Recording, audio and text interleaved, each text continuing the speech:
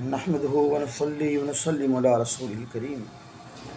حسین کو حسین مان لو، حسین کو حسین مان لو، امین ابن امین مان لو، حسین کو حسین مان لو، امین ابن امین مان لو۔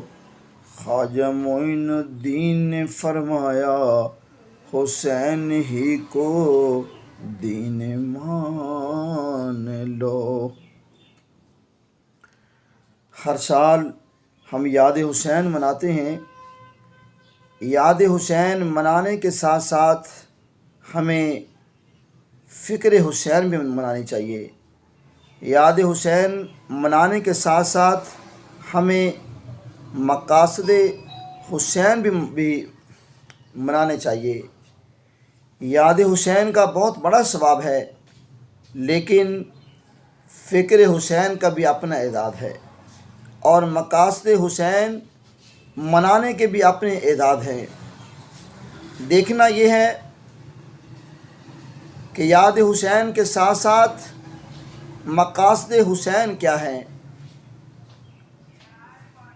سیدنا امام علی مقام امام حسین علیہ السلام آپ جب میدان کرب و بلا میں نکلے، ایک ظالم جابر بادشاہ یزید کے لیے، یزید کے مقابلے میں، تو مقصد کیا تھا؟ تحفظ ناموس رسالت۔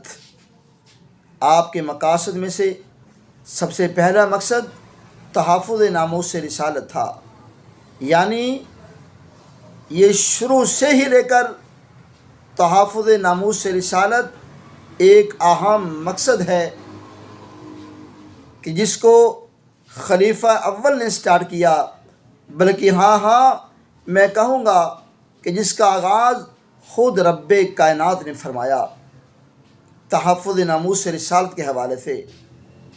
آپ پوچھیں گے شاہ صاحب کیسے؟ تو جواب ملے گا، شیطان اس کے پاس عبادت کی کمی نہیں تھی، اس کے پاس رکوع سجدوں کی کمی نہیں تھی، لیکن بات تحفظ ناموس رسالت کی تھی۔ اس نے ناموس رسالت کا انکار کیا، اس نے شان رسالت کو نہ مانا۔ رب کائنات نے فرمایا فخرج منہا فإنک رجیم اور وَإِنَّ عَلَيْكَ لَعْنَتِي إِلَىٰ يَوْمِ الدِّينِ۔ تفسیر میں نہیں جانا چاہتا۔ اسی مقصد کو لے کر خلیفہ اول، خلیفہ برحق، خلیفہ بلا فصل سیدنا ابو بکر صدیق رضی اللہ تعالیٰ عنہ، آپ نے مسلمہ کذاب سے جنگ کی، جس میں کہ ایک نہیں کوئی 900 صحابہ کرام شہید ہوئے۔ اور اسی مقصد کو لے کر سیدنا امام حسین علیہ السلام میدان کرب و بلا میں نکلے کہ سب سے پہلا مقصد تحفظ ناموس رسالت تھا۔ یزید لعین بکتا تھا کیا کہ معاذ اللہ قبیلہ بنو ہاشم نے ایک کھیل کھیلا تھا جو کہ چلا گیا۔ معاذ اللہ اس کے نزدیک نبوت و رسالت کی کوئی اہمیت نہیں تھی، اس کے نزدیک نبوت و رسالت کا کوئی نقشہ نہیں تھا، اس کے نزدیک نبوت و رسالت کی کوئی تصویر نہیں تھی، وہ اس کو ماننے کے لیے تیار نہیں تھا۔ تو آپ نے اپنی جان، اپنا مال، تن، من، دھن سب کچھ قربان کر دیا تحفظ ناموس رسالت کی خاطر۔ یعنی یہ لوگوں کو بتا دیا کہ امام اعلی حضرت کے عشق کے مطابق کہ تجھے جانا تجھے مانا، تجھے جانا تجھے مانا، نہ رکھا غیر سے دھیان، للہ الحمد میں دنیا سے مسلمان گیا۔ آپ کے مقاصد میں سے دوسرا مقصد تھا تحفظ قرآن۔ وہ لعین یزید قرآن کی اہمیت، قرآن کی فوقیت، قرآن کے مرتبے کا بھی انکاری تھا۔ آپ نے اپنی جان مال ہر چیز قربان کر کے یہ بات ثابت کر دی کہ اگر ہم نے جیتنا ہے تو پھر قرآن کے لیے، قرآن والے کے لیے سب کچھ قربان کرنا پڑے گا۔ اور آپ کے مقاصد میں سے ایک مقصد کیا تھا؟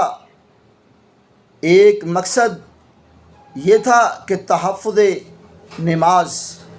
وہ لعین بے ایمان وہ بکتا تھا کہ اگر قرآن حق ہے تو قرآن میں رب کائنات نے نمازیوں کے لیے فرمایا ویل ہے، خرابی ہے، فویل للمصلین کہتا تھا، یہ نہیں فرمایا کہ فویل للشاربین، یہ نہیں کہ کہتا تھا، یہ رب کائنات نے نہیں فرمایا کہ زانیوں کے لیے ویل ہو، ارے یہ نہیں فرمایا شرابیوں کے لیے ویل ہو، یہ نہیں فرمایا چوروں ڈاکوں کے لیے ویل ہو، بلکہ فرمایا فویل للمصلین، نماز کی توہین کرتا تھا۔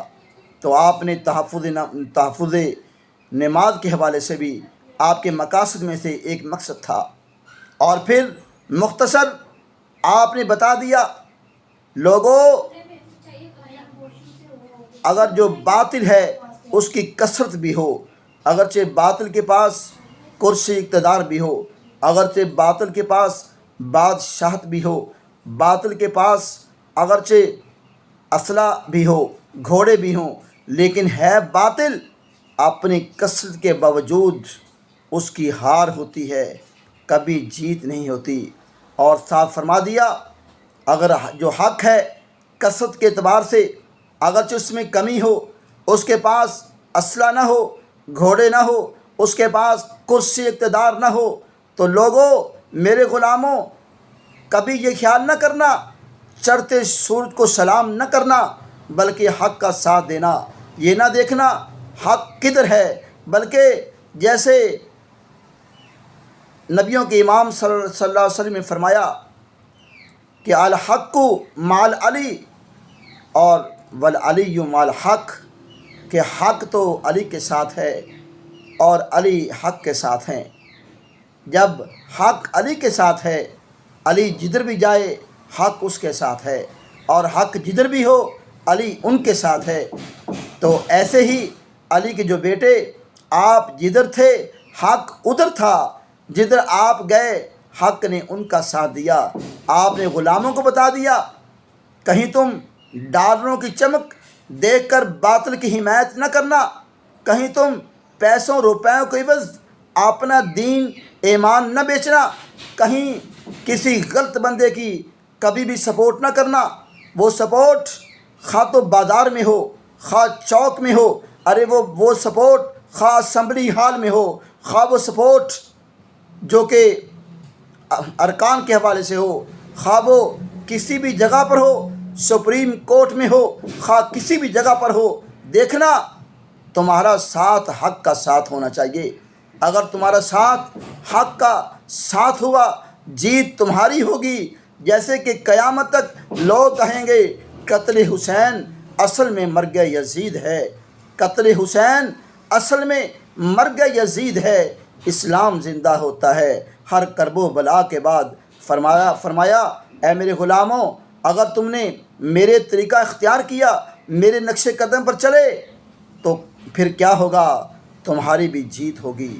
اور اگر ڈالروں کی عوض بک گئے، ارے اس وقت بھی کچھ لوگ تھے جو کہ پیسے روپے کے عوض انہوں نے ایمان بیچ دیا، امام علی مقام کا ساتھ نہ دیا، ارے انہوں نے دنیا کی عمارت، دنیا کی بادشاہی کو ترجیح دی، پھر کیا ہوا؟ ان کو کتے کی موت آئی اور وہ جہنم رسید ہوئے۔ دعا ہے کہ رب کائنات ہمیں مقاصد حسین پر چلنے کی توفیق عطا فرمائے۔